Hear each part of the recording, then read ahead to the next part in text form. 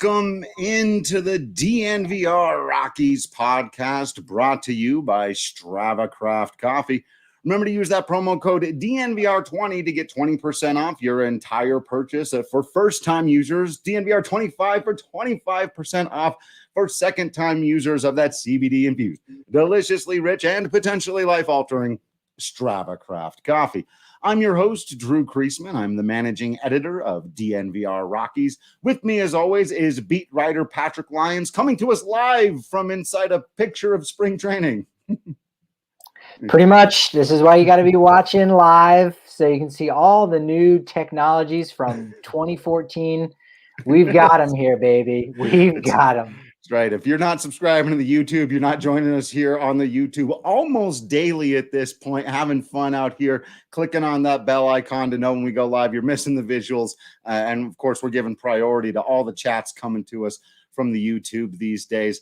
And today we're going to be talking false narratives when it comes to your Colorado Rockies, or at least that's going to get the most of the conversation there. It's going to be my top 10 list of false narratives. I want to say that up top. There's going to be some debate back and forth. There's subjectivity involved in this. And that's part of, first of all, any list of any ranking of anything, anytime, anywhere in the world. But it's going to be a whole lot of fun to see where we kind of line up on this, where you in the comments, let us know which of these narratives bother you the most, which of them you think actually are more rooted in truth. And we'll start in a minute with the ones that we just kind of admit, hey, look, these are narratives that follow the Rockies, but they earned all these. And one or two that might even be good. Before that, Patrick, real quick, just update on where the Rockies are at right now in spring training. It's still too early for us to be diving, I think, headlong into this, why we're talking narratives today. But your guy, everyone's guy, really, I think the guy of spring training as of right now is Jameson Hanna, right? Just hit a 3-run home run second ago to tie the game up. He's making, it seems like, a sliding catch per game. Nice, fun little story here. It's nice for Rockies fans to have something to just kind of latch onto and root for. And right now it seems like Jameson Hanna. Why not? And he's doing it against his old team, which you like to see that, against the Cincinnati Reds, because earlier in the game, Jeff Hoffman was doing it to the Rockies. So you know what? Turnabout is fair play. But Hanna's been the darling. There's been a couple other bright spots. We saw Casey Golden as a game day call-up, a guy that's one of those like out of the top 30, maybe even out of the top 40 prospects that I've always kind of really liked, similar to Alan Trejo. He also having a nice spring. Absolutely. Yeah, getting a lot of praise from on the Reds broadcast. So we're going to be doing some stuff with the prospects coming up in the next couple weeks. But the Rockies there's more positive to say than negative. I think, when your back's up against the wall and everyone's talking about you losing 100 games, there is going to be a lot more positive.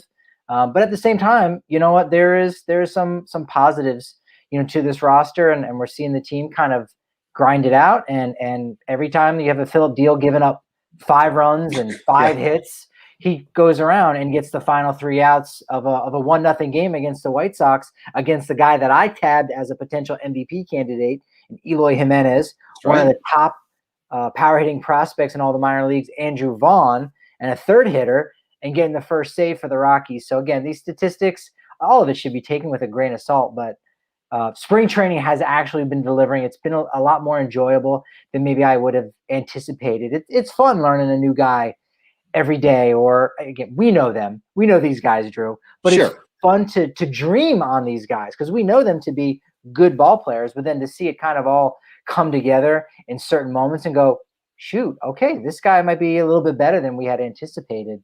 It definitely makes worth watching spring training each and every day. Yeah. Will with a good point here. And Will, we got to get you over to the YouTube side. We got to figure that out. We'll work on it. But making a great point. Castellani, this is the only other thing I want to talk about today. Castellani on the bad side of things, Freeland on the good side of things. If anyone's stock is down right now for the Rockies, it is Ryan Castellani. The bad news and the good news are both the same thing, which is that he's right outside the Rockies rotation. So the bad news is he's the best of your depth, and that looks terrible right now. The good news is, as healthy as constituted, this is a problem the Rockies have a little bit of time to figure out, because Austin Gomber is your 5th rotation guy. And so this doesn't really impact your MLB rotation if they're all healthy. But Castellani looking bad, along with Derek Rodriguez, nobody else really stepping up yet.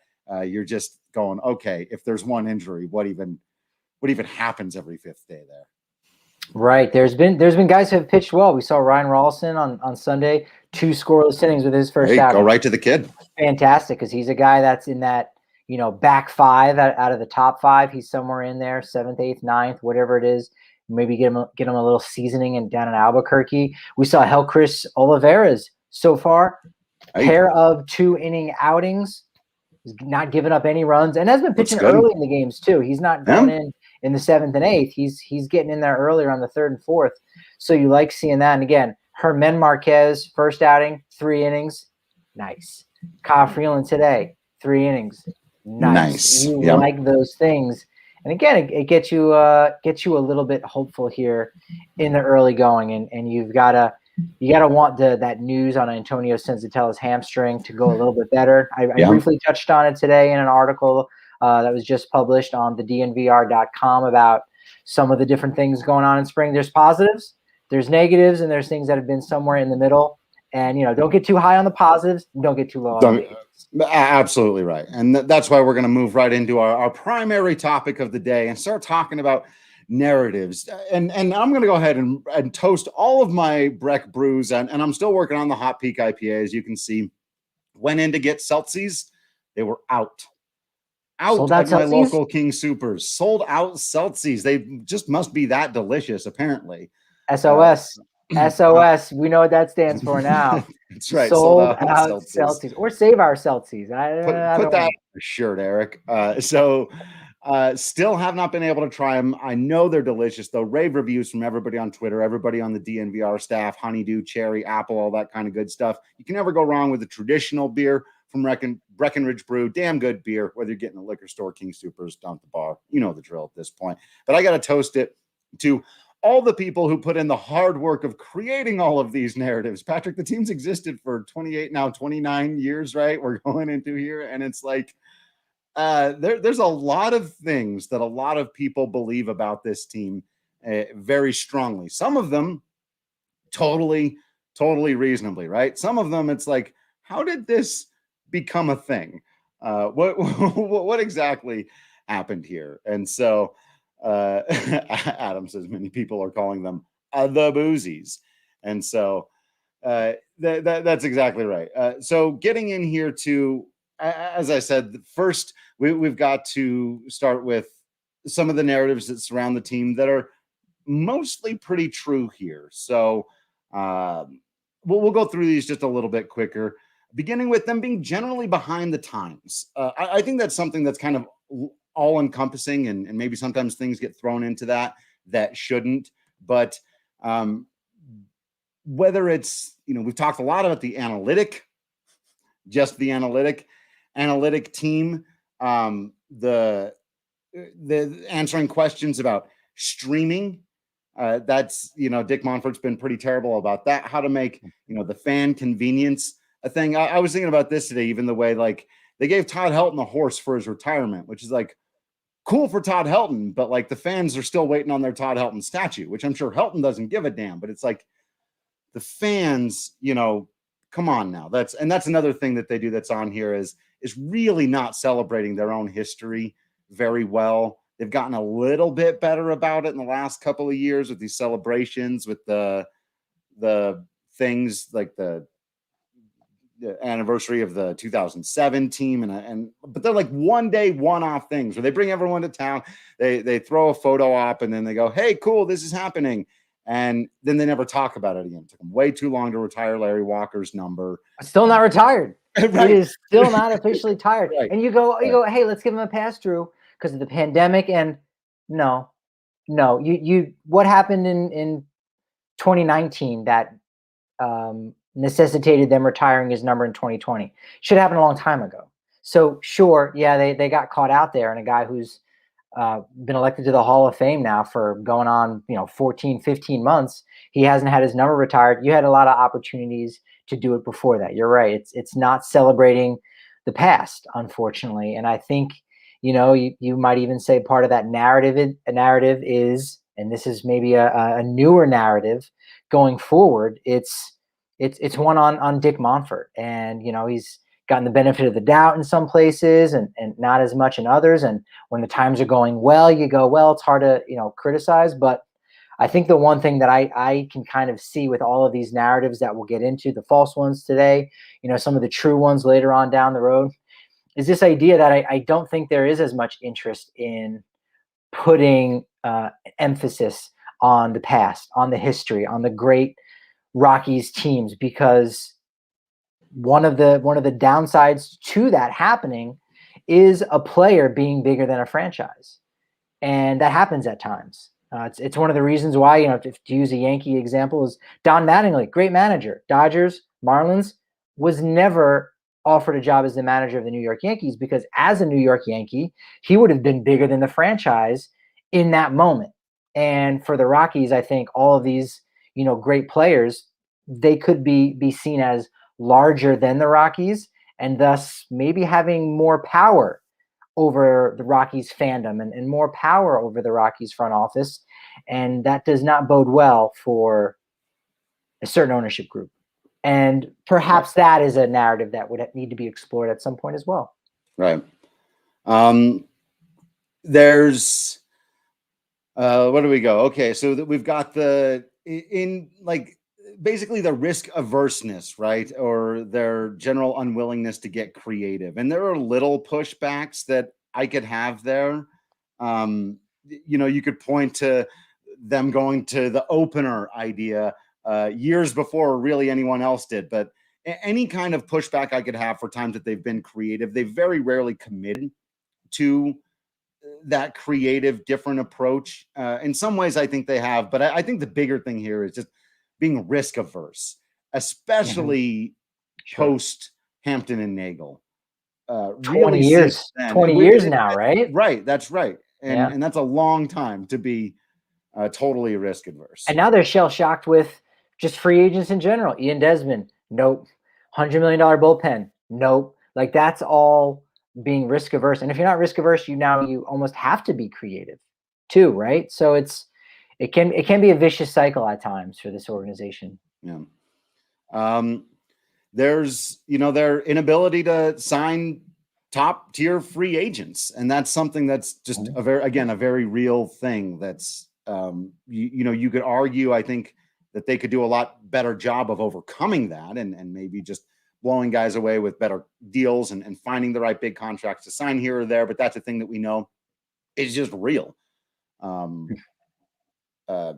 Field being a ballpark that hinders success. And we'll get into the false Coors Field narratives. But when people generally, if you go and say, man, like, if someone generally says Coors Field is a really hard place to win, that's just right. That's just correct, right? That it's just tough to do that there. And I don't know. I don't know. I don't know of any.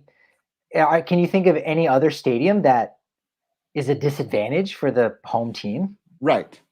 Now that I'm using that to make the case that no, it's not. But again, you can make the case like, well, it's one of the only 30. So I don't necessarily know what category that goes in. But again, if that's your home ballpark, if you're playing with left field 280 feet down the left field line, and you've got a 30-foot high monster that's painted green, you figure out a way to win in that ballpark. Which at times Boston has been able to do that. Other times, not so much. So I don't know which way you go. Right. Right. But we've certainly talked about, the dimensions, that at the very least, the outfield isn't doing anybody any favors. Come on now. Right. That kind of stuff. One of the things that I think cuts both ways is how young the Rockies are. They are, relatively speaking, a baby compared to most of the rest of Major League Baseball. And that's just, sometimes you go, well, that should buy them maybe a little bit more time before we start expecting them to regularly compete for like division titles, because most teams don't right out of the gate or whatever. But then there are other things where you just look at the modern day of baseball. Oh, some of them can. And, but they don't have this 50, 60, 100-year history to draw on sometimes in those down times. And so that's one that just cuts a lot of different directions on them. In the Phillies, we think about the Phillies and you say, all right, in the last couple of decades, they've been pretty good. I mean, Jimmy Rollins, Chase Utley, Ryan Howard, that whole squad, Roy Halladay, this fantastic starting rotation. They went close to 100 years without winning their first World Series. It wasn't until 1980 that they finally broke through. And then you go, oh, they went to back-to-back World Series in 2008, 2009. They go out and sign a $300 million player in Bryce Harper. And you go, hey, the Phillies are a competent organization. Took them 80-some years to finally get going. So, Rockies fans, I don't want you to feel like you have to wait that long. Right. But if you do, just know you're not alone, right? They're a baby. Denver, right. A lot of the Denver sports teams, they're still kids in the grand scheme of things. I'm asking a fair question. I saw other people kind of talking about this. What kinds of things could the Rockies do to better show their history? And so like when you go around Coors Field, where is the exhibit for Ubaldo Jimenez and the only no-hitter shown in the thrown in the history of the Colorado Rockies, right? Or the mural of John Gray's 16 strikeout game that broke a Randy Johnson record, or they celebrate 2007 a lot and pretty well. You can find a lot of stuff from that one magical year, but other than that, I mentioned the Todd Helton statue outside Coors Field. You've matured past the point of your franchise's history where the player is cutting it. You've had Mr. Rocky now. His name is Todd Helton. And he's, so I think there's all these kinds of things. Patrick, can you think of any other things that they need to do to better celebrate their history? Well, straight up Hall of Fame. I mean, that's all you need to do. And that's where you can have all of those items exist. You'd still like the statue outside. You'd still like something, inside the stadium as far as the Hall of Fame. We know that McGregor Square is supposed to have something like that. I mean, I'm very excited about it because we'd be going from zero to something. But how big is it? How extensive? Is it going to have, one of those little theaters where you sit in? It's got 4 benches in it. It can fit, 10 people. You sit down, and then there's a 6-minute video on loop for people just to watch about the history of the organization. 95, 2007, winning the wild card game in 2018. Just one of those things for people to sit down and watch and see all these wonderful images. That would really be something. In the gift shop at Coors Field, in the Diamond Dry Goods store, they have an old Dinger mascot. Like, that's something that can go in a Hall of Fame. That's something that could be on display. I mean, it would be strange if you didn't have a statue of a player outside of Coors Field and you did of a mascot, but that's something. I'll take a bronze statue of Mr. 00. Why not? Why not? Of course, we all know he's 00. Everyone, as we've known for a very long time, forever, pretty much, basically common knowledge. But yes, celebrating those teams, bringing players back, so that it can even just be a commemoration of the original 1993 club. Pick a random year, the 20th anniversary of this, whatever it is. Just bring those guys back because Rockies fans love them, and if they don't, they want to learn about them. Totally. And there just needs to be more of that. Go to a game. And on the concourse, I went to a game in Mesa that we'll probably talk about at Hohokam Ballpark in Oakland. And I'm pretty sure, I don't know if they charged or not. I think they may have. But on the concourse, just chilling, it was like Bert Campaneris and another, old-time Oakland A, Kansas City Athletic ball player that was there signing autographs. Some minor league teams will do that with players that aren't playing in that game. They sit up on the concourse, they'll sign some autographs. Rockies could do that every single game where they have one former Rockies guy at every single game. A kid's coming through there and they go, I don't know who Mike Kingery is. I know he was never an all-star. I know he didn't hit 100 career home runs. Perfect example. It doesn't matter. You should know My kid got guy. A Mike Kingery ball, and now you know what? Even though I didn't know who he was as the dad or the mom or the aunt or the uncle, now I want to learn to inform my child. And again, it breeds this element of, wow, man, the Rockies are really special. They need to create that, and they've created nothing. Yeah. Yeah, they've got nothing right now. They really haven't done a good job of that kind of thing over the year.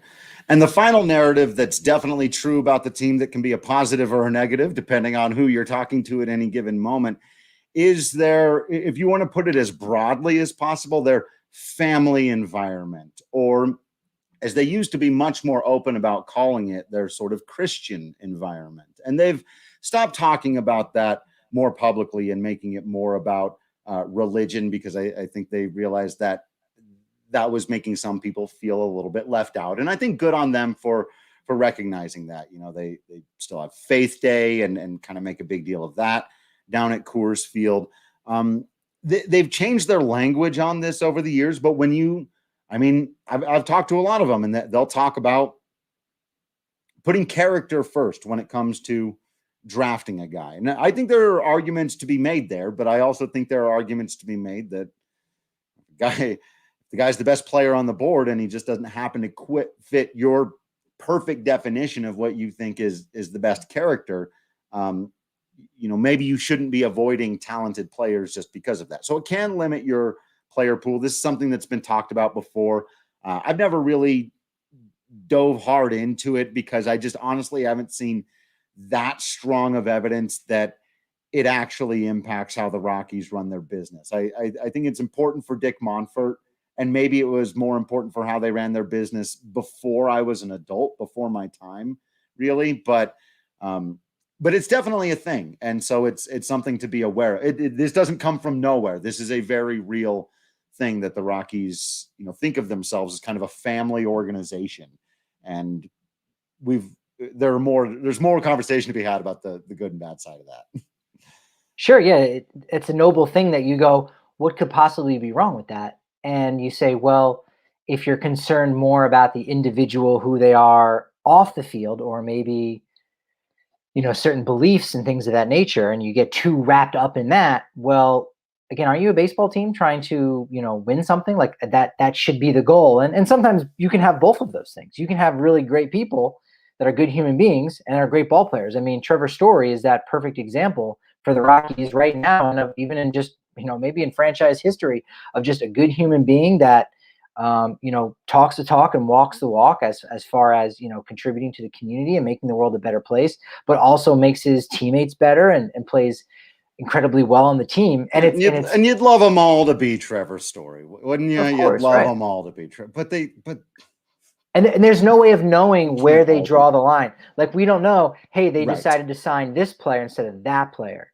And, what the moves that they're making on the international market, the international free agents, guys from Venezuela and guys from Puerto Rico or Dominican Republic, we don't know what they've done or what they haven't done because of those things. So, and we're never going to know. It's just pure speculation. And in fact, we're not going to speculate at all, but it just is what it is. And you go, could that make things a little bit cloudy in the decision-making process? Well, it's something that has to at least be thrown out there, because other organizations, that's not a factor. They just, we just want good people. We don't care necessarily what their values are per se, if they align exactly with ours. It's just, look, we're trying to put together a winning ball club, and sometimes you make moves and acquire players that might be a bit controversial, and all teams have done it in some form or another, but it just has to be thrown out there, and that's, we can leave it at that. Opposite principle. They specifically want a-holes. So, I would say specifically, but you're right. They're not bad an eye. Check out some of the, those Astros seem like they were searching for him. They go, let's look on the back of his baseball card, not on his rap sheet. Hey, so one thing we know about everyone, if you hear you're a fan of underdogs, that's just a part of what you're doing. The Colorado Rockies have never been over dogs. There's not what's the opposite? Big dog, top dogs, above cats. Above cats. They've never been above cats. They've always been underdogs throughout their entire existence. And if you feel like you're underdogs, well, now's the time to download DraftKings Sportsbook app and bet on an underdog in the tournament. That's right. It's tournament time again. Bubble teams making their final push for a bid, while the top seeds are preparing what they hope is a long run. And America's top-rated sportsbook app, DraftKings, of course, is putting new customers in the center of the action, because if you bet $4 on an underdog, you will win $256 if they win. It is that simple. It's more fun to root for the underdog. Now it's way more fun to root for the underdog, especially at tournament time in college basketball. Pick an underdog. It's like some of these others. You're only risking $4. Doesn't matter that much if you know them. An upset can happen at any time in the tournament. That's what makes it one of the best sporting events in America. You bet $4 on that underdog. Any of these select college basketball games. And if they win, you will get $256. The bank is open. Download the top-rated DraftKings Sportsbook app now. Use promo code DNVR when you sign up to turn $4 into $256 if the underdog of your choosing pulls off the upset. That's code DNVR to torn. I'm doing fine. $4 into $256 for a limited time only at DraftKings Sportsbook. Must be 21 or older. Colorado only. New customers only. Restrictions apply. See DraftKings.com/sportsbook for details. And if you have a gambling problem, call 1-800-522-4700. Well, we might as well start cashing in the $256 today, because my DraftKings Sportsbook pick of the week is on Tuesday's affair between Miami and Pittsburgh. Now, here's the thing with a lot of these underdog picks, we're only talking like a point, 2 points. It's not a blowout. It really is a toss. It's a pick 'em. It's a 50-50 game. But in this one, I like the Hurricanes. I like what they're going to do. They're on the road at Pittsburgh. It's minus 109. But again, if it's just a pick 'em and you need an underdog, my DraftKings Sportsbook pick of the week is on the University of Miami, Florida, not Ohio. Go with the Hurricanes. Go with the green and orange. Green and orange. Canes. Yes. Yeah, make it happen. How many other green and orange teams are there you can even think of? That's so unique and specific. Yeah. That's good Not many. stuff. You gotta love. Purple and orange is another one. Clemson. Yeah, don't see You that. got purple and orange? No. Green and orange. University of Miami. That's it. It's unique. That's pretty good. That's a good point. I like that. I like that a lot.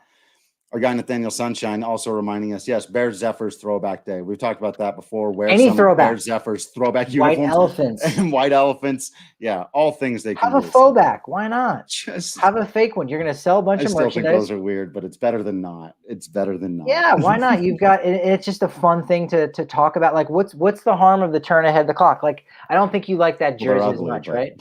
They're ugly. Yeah, that's the harm. You look bad. But are you like losing sleep over it where you're like, how could they have how fun? It's not up your alley. It's up other people's alley. And it's like, you know what? You got to do a little of everything for everyone. Totally. Why not? Well, right. That goes back to my thing about like giving Todd Helton the horse, which is like great, but like not thinking about the fans' perspective on Todd Helton retiring. They thought about Todd Helton. They took care of Todd Helton. They took care of him his whole career through retirement. Todd Helton loves Dick Monfort. But to not think, what do the fans want out of this momentous occasion? All right, now let me move back into defending the team a little bit here, getting back into this conversation that I'm often referring to. And I sent out a tweet a couple of days, Patrick, because this is actually really nice for me, believe it or not. Now that I do not expect the Colorado Rockies to be competitive, we can finally untangle two gigantic conversations, which is one, all the false narratives that we're going to get back into here. And two, this idea that the Rockies are going to compete. So since the beginning of 2017, I've had an almost impossible time entangling that for some people, because if I say, oh, the Rockies farm system isn't getting enough credit. Well, people go, well, Drew, you're just saying that because you're also of the belief that the Rockies are going to compete, and you're defending everything the Rockies do, and you always defend everything the Rockies do. And so I'm just going to put that all into one big category. This is what's nice about right now. Rockies are a 75-win team. Rockies aren't going to be good. For the first time since 2013 to 2016, I'm out here just saying Rockies aren't going to be good. I can take that totally off the table and say, no, none of the arguments you are about to hear today are in the pursuit of telling you that the Rockies will be good. The end point, the end conclusion is not, therefore, Rockies good. So if your counter is, but Drew, Rockies bad. Yes, we know. That is the underlying premise. That is the one beautiful thing about the Rockies going back to just being bad right now. We can clear that off and just talk about the accuracy of the way they're talked about, because whether or not they're terrible or not, they deserve to be talked about accurately, as does every team in baseball. And there's no value to inaccurate narratives that just make us feel better because they fall down on the side of the ultimate accurate narrative of Rockies bad. We know, right? Rockies bad. Rockies bad. And the other big caveat, the other big note at the beginning before we get into the list here is to say that all of these narratives come from something that's true. Every single one of these comes from a place. So if I say a thing, you're like, but I believe that. Don't think that I'm saying that there's no reason you believe that. There's no merit to it, that you're crazy, any of that stuff. No. All of these things arose out of a place, and that's going to be part of the conversation. Is where did this come from, and why is it? So let's talk about number 10, the one that I think is maybe the least offensive of all of them, and that is this idea of the Colorado Rockies front office as loyalists, right? This notion that the Rockies are overly loyal to all of their players, and they hang on to their guys far past their prime, and they play all of their veterans over their young guys, which is kind of like a subset of this narrative category that we're in here. And, you can see over history the places where this has arisen. You can do like a long list, right, of players that were held on past their prime, and either just kind of faded away or were traded for less than they were worth, from Brad Hopp and Justin Morneau, Jorge De La Rosa. It's kind of a long list. Yeah, no, it is. And it makes you scratch your head. It can be frustrating. And it's all part of that narrative that, has been going on, but how much truth is there to it? This is where you've got that edge of the expert of seeing the full 360, right? Where if you see 270 degrees, you can see a lot, and you can probably make a pretty good judgment. But if you're only seeing 180 degrees, you're missing the other half of the story. So this is where your expertise in pain and misery, comes into play as being a Rockies fan. Doctorate in pain and misery, and I I think that's right, because I think if you've watched long enough, there's also this sort of counter narrative that I've heard. I remember when Jeff Bridich was a very, very young general manager and came out to visit Grand Junction, and somebody there asked him why the team is always trading away their best players. This is a counter narrative, I think, of people who mostly follow star players, who are kind of casuals, who are upset at the Walker and Holiday and DJ now, and obviously Nolan Arenado, which is almost a different category. But there's this idea of you let go of all the players, which I think there's actually far more evidence to the contrary. But there is this weird, you're kind of caught in between these two things. And obviously the big ones, Tulo and Nolan Arenado, are guys like, well, those were superstar, like Hall of Fame talent guys. And if they were so loyal to every single one of their guys that they would let that loyalty overwhelm their decision-making, like, why didn't it happen there? Right. So it's clear that however loyal they may be, it's not for everybody. It's all the time. This really is, it's a case-by-case thing. And I think that's why it makes the list, but it's at the very end of it, because it's like, it's true they have been overly loyal to people in the past. I don't think it's true that it's a guiding principle for every decision that they make. I just think it comes up sometimes, maybe more than it would for other teams. But again, no loyalty for Tulo, Nato. They had no problem shipping Holiday out when it was time. Like, they'll do that. Right. And they brought those guys back, right? Like, De La Rosa was signed to a minor league deal in 2019. Nothing really came of that. Yeah, they like their guys. Holiday did come back.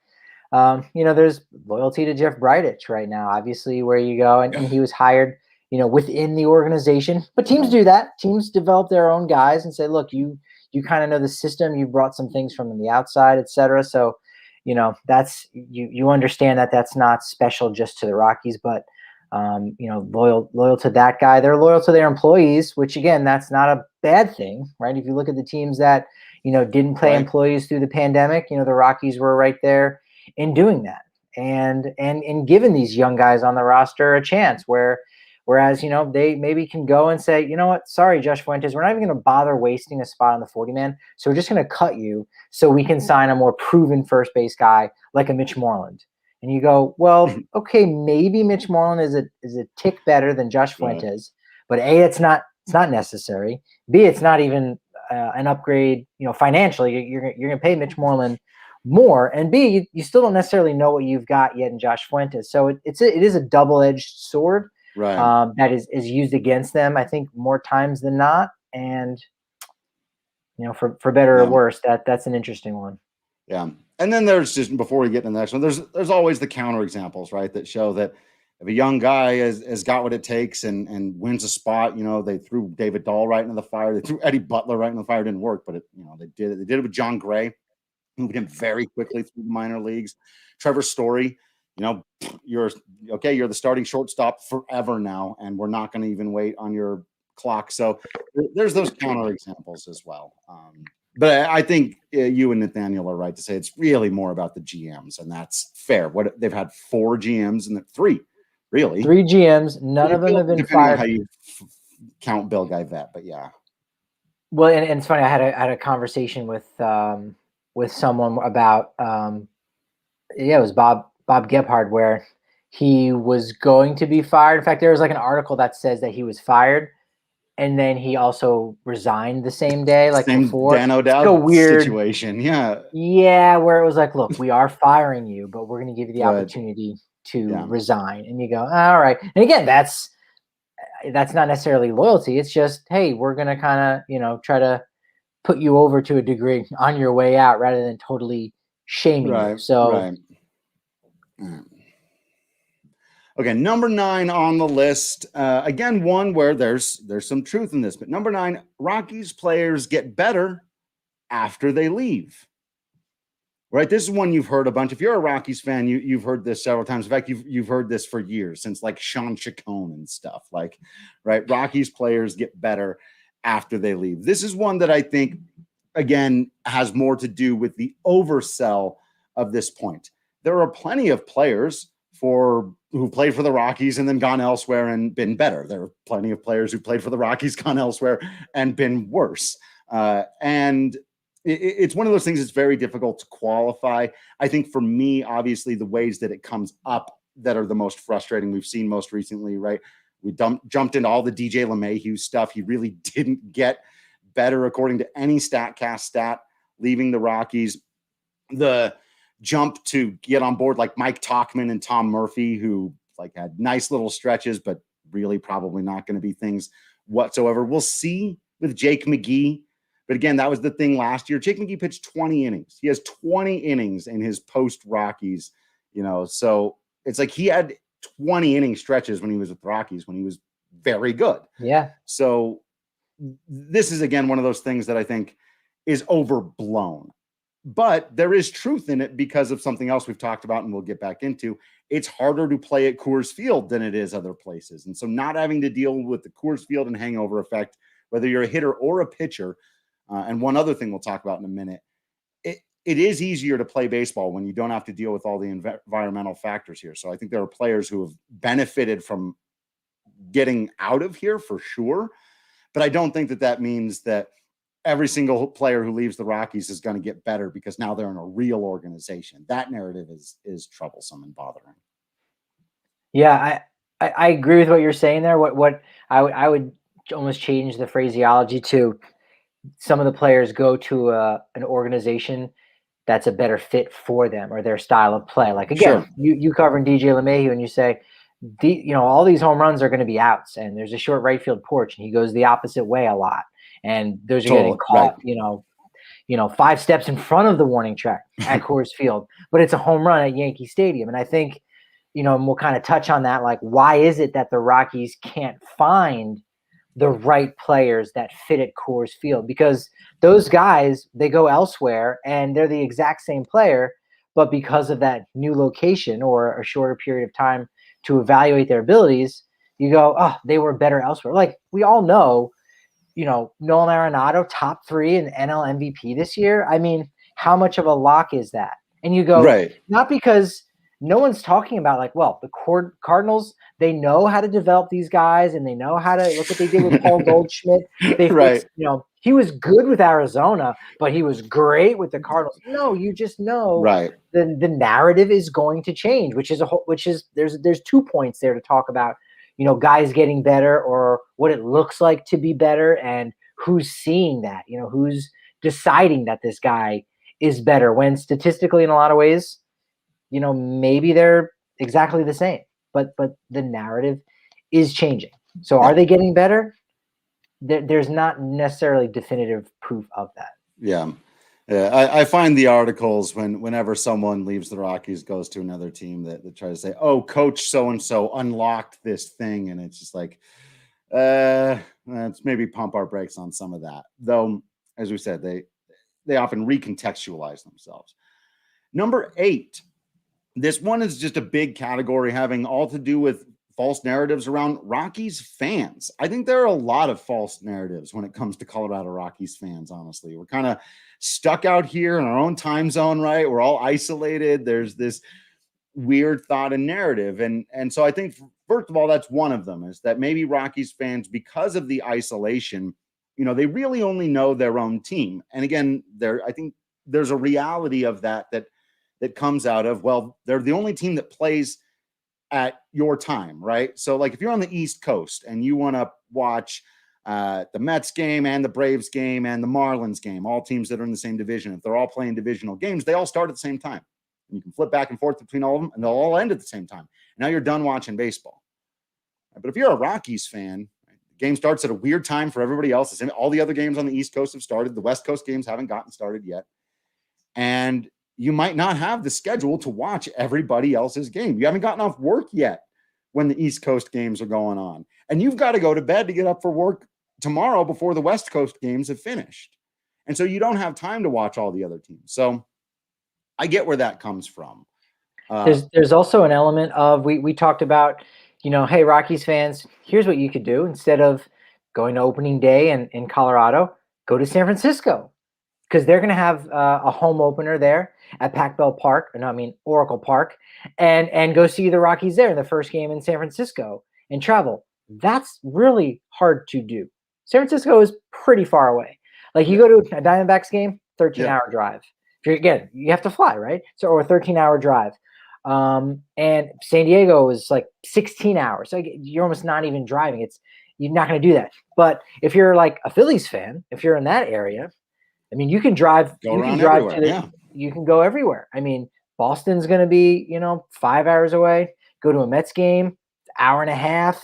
You go down to Baltimore, DC, it's 2.5 hours. I mean, you can go play Pittsburgh. They're not even in your division, and that's going to be like a 4-hour drive. And like you can just, these are day trips, people. These are day trips, and you don't have that ability if you live in Colorado to go see your team on the road and explore, other venues and other teams and their histories and whatnot. Right.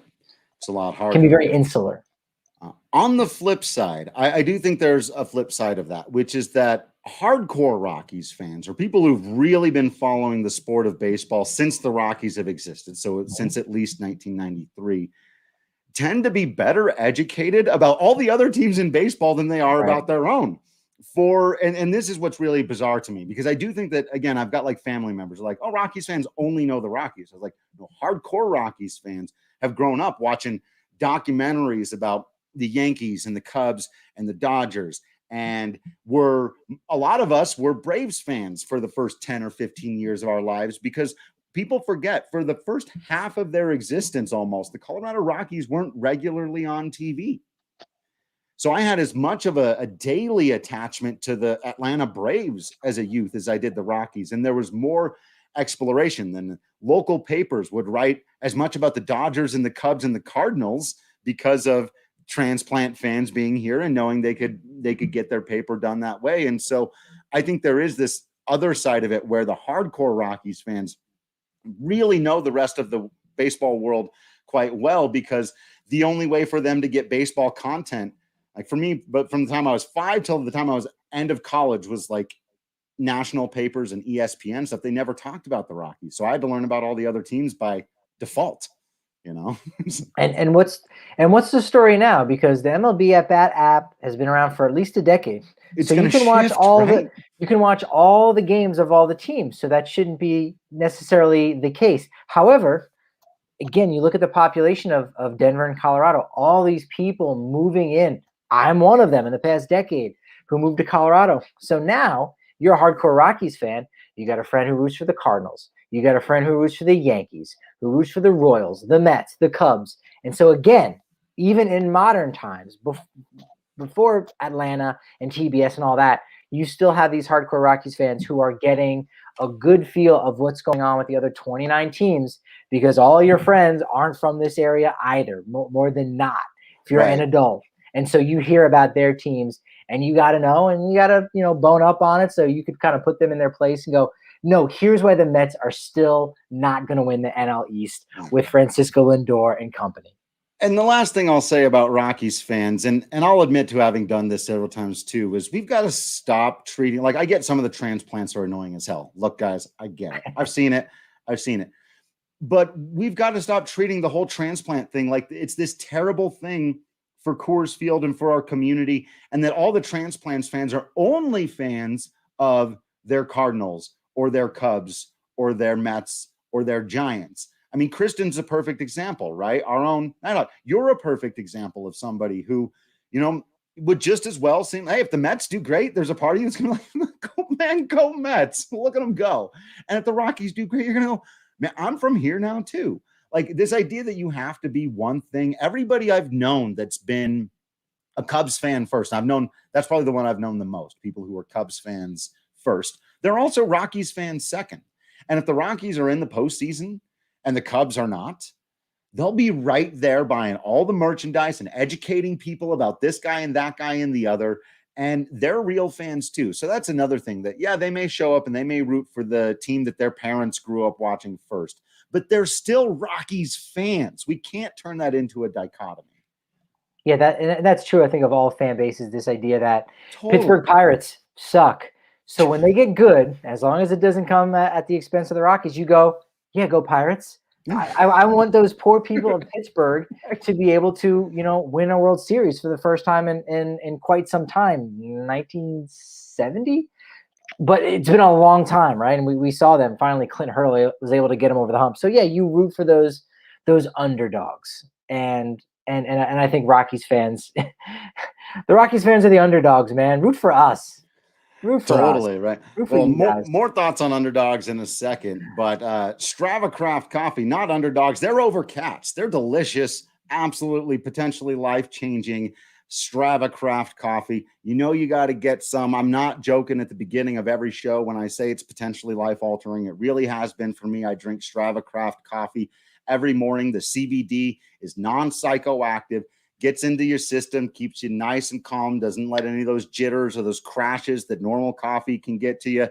Sometimes the old coffee used to make me like way hungrier than I needed to be earlier in the day, stuff like that. It's just a much smoother experience drinking your coffee, getting the energy you need to in a healthy way so that I can do my morning yoga and get going. I'm telling you, you'll love it. If you're a new customer, use code DNVR20. You'll get 20% off. If you're a second-time user, use DNVR25. You'll get 25% off that Strava Craft Coffee. It's absolutely delicious, and I'm not joking. It really could change your life for the better. As can our friends over at Chevalier Mortgage, who can get you hooked up with all kinds of fantastic rates. They can actually, believe it or not, make a home buying or loan getting or refinancing process not just smooth, but even potentially fun, because they know all about your Colorado sports. They can chat with you about all this stuff, which narratives are bothering them the most these days, whether or not they're underdogs or overcats. This is apparently the thing that we're doing now. And so, they're protectors of the realm, though. So go to DNVRmortgage.com to find out a little bit more about Mike and Virginia Chevalier. You can enter to win a free DNVR shirt or hat, and you get entered, or you just get a free consultation to discuss all of your options right there at DNVRmortgage.com. You can call Virginia directly at 303-257-6578 or Mike at 970-412-2472. Michael Chevalier, NMLS number 1931006, and Virginia Chevalier, NMLS number 1910631. All right, we move on now to number 7 on the list. Altitude and the body is what I've named this category. Now, this is one where I don't think there's actually a false narrative. For most of these, you can find like articles or like people going out there and saying the wrong thing, right? In my estimation, they're the wrong thing. This is not one. Hear ye. Altitude, no big deal on the body. Everything's fine. Nothing to see here. Like, that's not really an article, right? This is more about its prioritization. When we talk about the things that impact the Rockies' ability to build winners, we talk about Coors Field. We talk about the budget. We talk about Dick Monfort and Jeff Bridich and their ability to do this, that, or the other. We don't talk nearly enough about what altitude does to the body, the way it makes it difficult in a marathon sport to play your best all the time. And I think a lot of this is just that we don't have definitive science on this, but it's just pretty well known. I don't think too many people argue against it. It just needs to be a bigger part of the conversation. No, it does for sure. And, even if we look to some other sports and other countries, I mean, we kind of understand the value of playing at altitude, or the impact, I should say. Mexico, their soccer team, for many years, just Team USA could never beat Mexico in Mexico City at Stadio Azteca because of the altitude, and guys just had a hard time, acclimating, I should say, to that environment. That's a singular game, but you're running back and forth, and like that has definite impact on a player. And the Rockies play there. They're there for essentially 3 months out of the season, and that has a lot of wear or tear on the body. And it's not great. It's great for, you're going to feel good when you come down long enough. If you train at altitude, again, the greatest Olympians train in Colorado Springs, for a reason. But they train there, and then they go and they once they're done with their training, they go elsewhere at sea level to perform. Right. The Rockies stay and perform at altitude, and then they get to go for half the season. It's insane.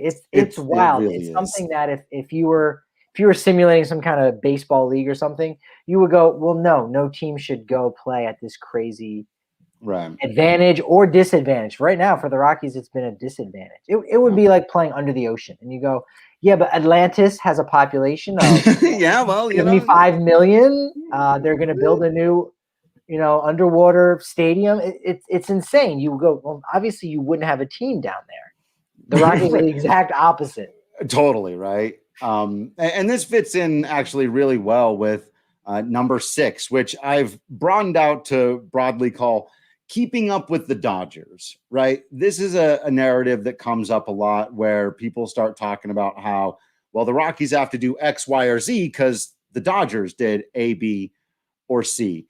And I think that, talking about the altitude and like you said, the travel to California and all the ridiculous things that they have to go through just gets compounded when then you realize that all that traveling out to California, we've talked before, they play in the wrong damn division. They shouldn't even be in the division with all of the California teams. That's super frustrating. But for me, the bigger deal is more, and I think you'll like this analogy. It's where are we at? 53 minutes. So we got to fly through these last couple, but also get our wrestling talk in, because for me, we've sort of talked about this before, but here's the analogy that makes it make sense.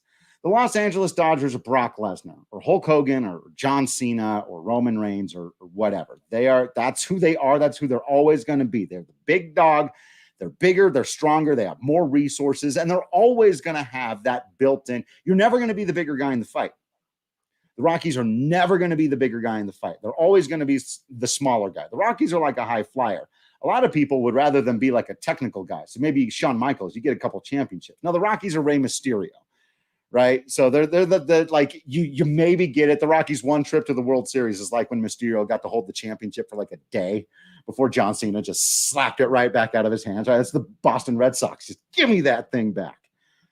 Right? But that's who the Rockies are. They are the much smaller guy in the fight, and they're always going to be that. And I think sometimes just when we talk about those two teams, people go, oh, the Dodgers signed this guy. That means the Rockies got to catch up by signing this guy. It's like, no, you don't beat the Dodgers by trying to out body slam them. You counter their moves. You got to do your own little thing, right? So that's my wrestling analogy for you. That's good. That is good. It's, I think you're right. Like they are a beast in and of themselves, with their budget that they have.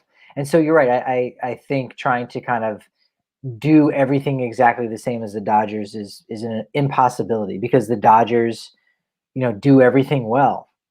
However, and this is where I would slightly disagree, is like they need to do one thing as well as the Dodgers. Like they just need to be a specialist in one area where they say, all right, look, we're just going to have to dominate the international market. And if we get a bad crop of players over a couple years time, then we're going to be in a rebuilding pattern. That's fine, because when you strike gold on that international market and that's where you crush, you're going to have, a team full of Ryan Maltapia type guys, if not better. Juan Soto's, Ronald Acuna's, all of those players. And you go, sure, there right. you go. But you have to dominate. So the Dodgers are great everywhere. The Rockies are never going to be great everywhere. And they can't. They can't. Padres can't be great everywhere. Right. But if you can dominate one area and get really good at it, or just have that great analytics department. And that's what the conversation, but that's what the conversation should be, right? That's what it should be, rather than when people come out and go, why don't they do it? And it's like, well, because they can't. They just can't keep up with the Dodgers. And so the money is a real issue. I know we all love to point out the Oakland A's and the Tampa Bay Rays and all that stuff, but that just because some people have managed to overcome it a little bit, sometimes in a way, kind of, doesn't mean that having way more money isn't a built-in advantage, just like being the much bigger guy in the fight. But like you said, that doesn't mean you can't figure out a way to take down the bigger guy in the fight. That's where the Rockies fail, but not in trying to be the bigger guy. Never going to be the bigger guy. Never. The Rockies finally have the best pitching staff. Well, not finally, because up to this point, there already was a best pitching staff. Sure. But not finally. But they've got their best starting rotation with a bunch of guys with two eyes. And the Dodgers have guys out there pitching with one eye open. Yeah. That's who the Rockies are going against in the Los Angeles Dodgers. Right. We see you, Trevor Bauer. Right. We see you in your one eye. So number 5, this is a big one that we've talked about a lot. And I was really happy that a recent guest, Hunter Reiser from MLB Network Radio, came on and basically made this argument for me, and did so in a way I was never expecting, because he mentioned Keith Law, of all people, somebody I actually personally had an argument with about 6 years ago. It would have been around 2014, 2015 on Twitter, about this very thing, and about how the Colorado Rockies farm system is oftentimes misevaluated simply because it's difficult to evaluate them. And the Rockies create this problem to some degree on their own. But again, that doesn't change the fact that they're not well evaluated. And Keith Law, that he recently came out and said, that made me very, very happy, because he used to not admit that in the slightest. So admitting that, yeah, the Rockies don't share their data, and, for better or worse. And again, there's a lot of arguments you can get into about whether or not that's a good thing for the farm system. But the fact of the matter is, individual evaluations of Colorado Rockies players when they're younger tend to be more off, because there's just less information about them. That's just the nature of having less information. And so that's why you see this happen. And it's really frustrating for young players to try to unpack a narrative. But this is one that is, like I said, to a large degree, the Rockies' own making. The one thing that isn't, that's always been that's super frustrating is, and I've seen it before, scouts writing down Coors stuff in their actual player evaluations. This was as recent as Kyle Freeland in Double-A. Well, the guy's got a 4.12 ERA in Double-A, so if he goes up against major leaguers and at Coors Field, it's obviously going to be a 6.50. He's a bust. That's the kind of Coors Field, before you've even gotten there, crap that is not of the Rockies' own making. The other thing, a little bit their own fault. Right. Yeah. It definitely makes it hard if you're trying to evaluate players, and, you've got the other 29 teams, giving you a lot of data, a lot of information and stuff that they all share with one another. And you think, like, why would they want to do that? Well, it's all part of everything. Just because one team has information on a guy doesn't mean they're now going to steal that guy out from underneath you in a trade. You like this player too, so you just don't trade him. So, but if they're all operating under the same general guidelines, they're overall going to make, better decisions. But yeah, the Rockies, they kind of hold on to those things. They don't. That's something that is probably one of those true narratives is that the Rockies, they don't play ball like everybody else. Right. And is that the reason why they're still looking for that first NL West championship? Maybe. I don't think it has anything to do with it. I really don't. I think that's the media taking out their frustrations of their lack of access on the Rockies. Like, fine, you're not going to give us information, then we're not going to give your players the benefit of the doubt. And I think it happens a lot. For that. And, but I just mean in general, the fact that they do things differently. They don't have a team president, all of those things. Well, again, it's all mixed in with the narrative. Yeah, where you go, there's some truth, there's some fiction there. Right. Okay. here we go. Here's the last big one, because really the top three are ones we've talked about a lot, and so we can kind of just mention, and we'll continue to talk about. They're really big ones that we're always going on about. But this number 4 that we've touched on, I'll maybe do an article on this so I can get everybody some specifics, but it really bothers me, and that's the surrounding building constructions, or to put more specifically, Party Deck and McGregor Square. Put plainly, please stop making these into negative things. Please stop. The Party Deck and McGregor Square are good things for you, for the Rockies, for the community, for everybody. There is no way in which they are a detriment from your team, unless you really want to. We'll talk about that in just a second. Like if you want to make an argument about mentality with no concrete evidence, you can do that. But tangibly, the Party Deck and McGregor Square funds come from different ownership groups that are funded by taxpayers. That means people who don't care a lick about whether or not the Colorado Rockies ever win a single game ever are putting money to make sure that the buildings and the area are taken care of. And that money can't go to buying pitchers and stuff. That would be stealing. It would be stealing from taxpayers. It has to go to make the building better, the building across the street better, all this stuff. And that's what they've done. Now, other ownership have done that. They've stolen from their fans, from their taxpayers. It's actually relatively common. The Colorado Rockies are, believe it or not, the gold standard for building a stadium and actually having it improve the surrounding area. I highly recommend. I know a lot of people don't necessarily like John Oliver because he does a lot of political stuff. Google or go on YouTube, just do John Oliver stadiums. It's not political at all. It's just about the building and construction of sports stadiums, what happens with the local economy. What's happened here in Lodo, if you don't know, is by far the exception to the rule. It doesn't typically work this way, and because owners don't let it. So what Dick Monfort is doing by creating things like the Party Deck and McGregor Square is putting money back into the community and making it so that they can raise more money, because when people buy beer at the Party Deck, you can use that to buy a pitcher. It's actually kind of a clever workaround. So this one for me just really does bother me, because these are great projects that if they weren't done, the Rockies would be more like these other ownership. Like the whole idea of Dick Monfort sitting in his office and laughing his way to the bank because they don't care if the team is competitive because of all the transplants. It's like, no, the people who don't do stuff like building Party Decks and McGregor Squares, and those are the guys laughing their way to the bank. So. Yeah, and you have to wonder, with the lease of Coors Field approaching the point in which it was going to be up, you have to wonder if, the Party Deck wasn't some kind of last-ditch effort to say, hey, you know what? Let's try this thing, because shoot, we might need another brand new stadium. It sounds crazy, but stadiums nowadays don't last as long as they once did. And so, hey, we got about 4 or 5 years left on this. So in that 2013-14 offseason, they go and renovate, right field and turn into the Party Deck. That ended up, I think, in many ways, keeping the Rockies here. I think the analogy is, and this isn't right, it's almost like if you befriend a neighbor and that the father works really hard, he's maybe not always around and doesn't spend as much time with the family as you would like, and the family misses their dad, et cetera, and then the dad goes out and buys a new car, and you're like, you know what, you should be spending less time buying a new car for yourself and more time with your family. And you go, even if he was driving his old car, I mean, you would still say the exact same things about his relationship to the family and spending his time. Exactly right. It just makes you hate them a little bit more. And you go, oh, totally. That new car. It's that new car. That's the problem. That's the problem. The problem was still there even with the old car. That's such a great analogy. That's a perfect analogy. That's right. That's right. It has nothing to, it's not the new car. It might look bad, but it has nothing to do with it. Bad optics, an awful word. Bad optics. But it really shouldn't be. This is one where, again, why I want to do these conversations, because this is one of the very few things that every Rockies fan should be able to celebrate.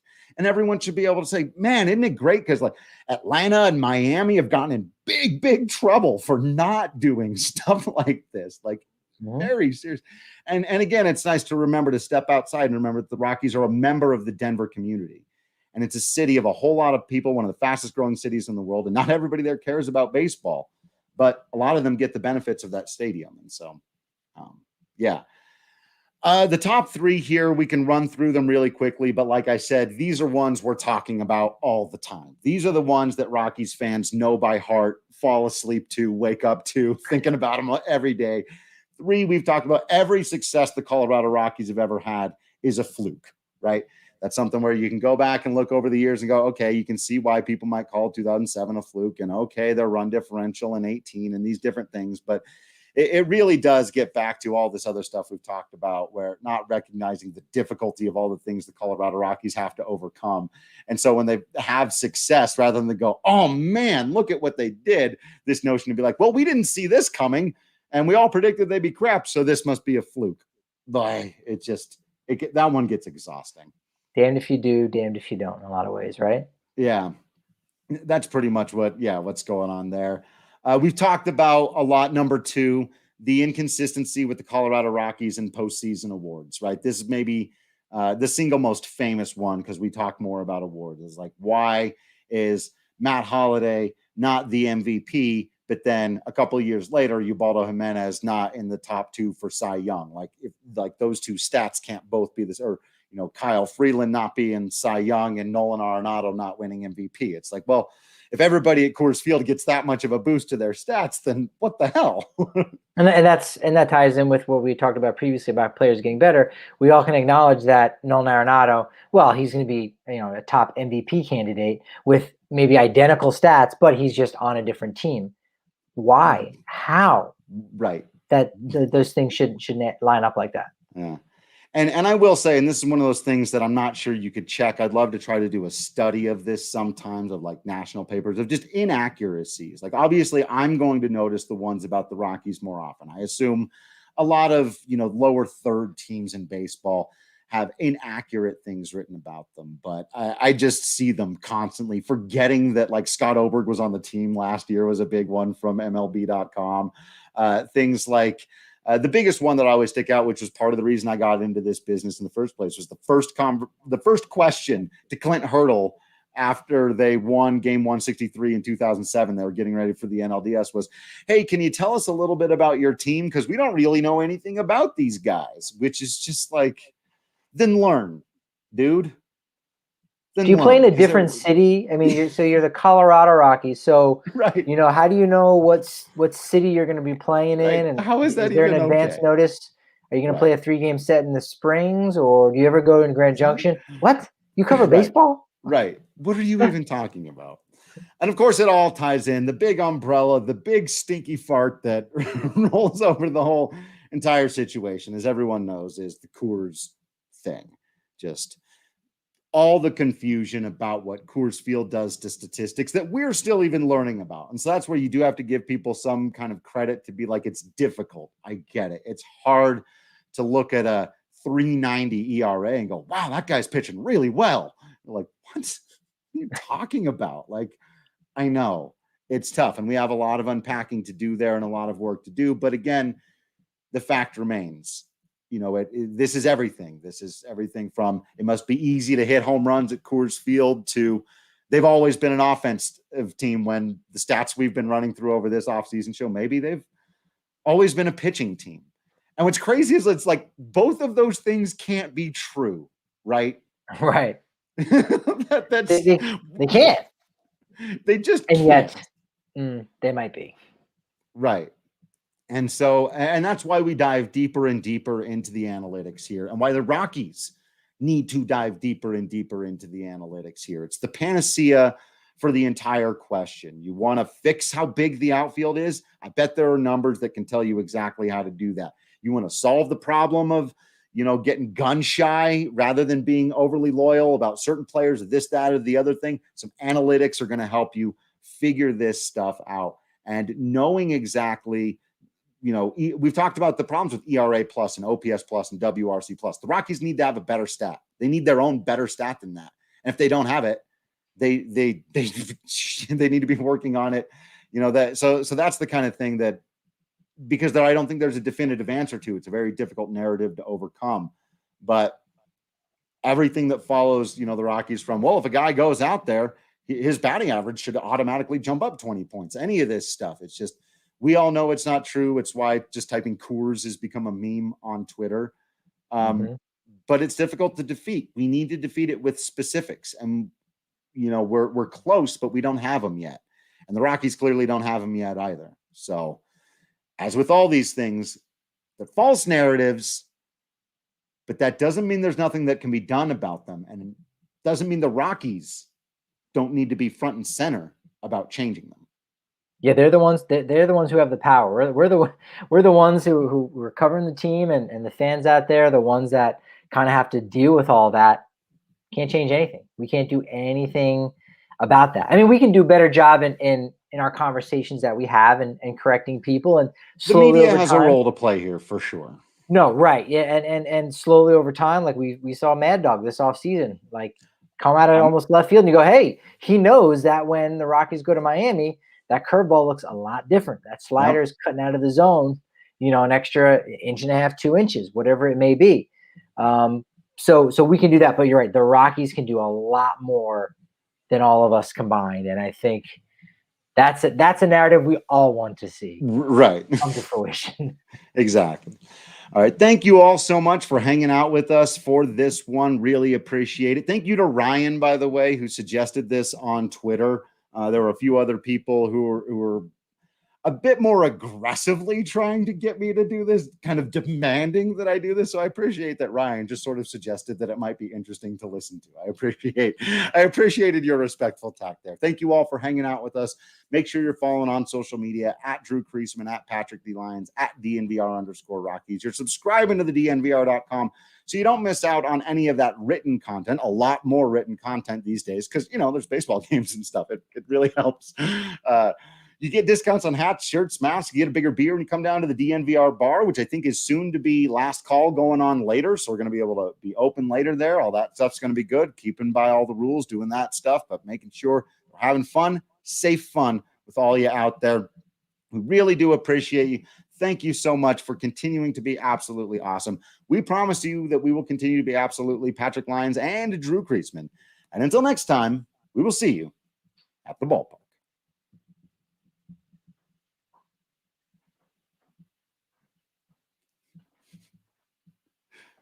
Hmm.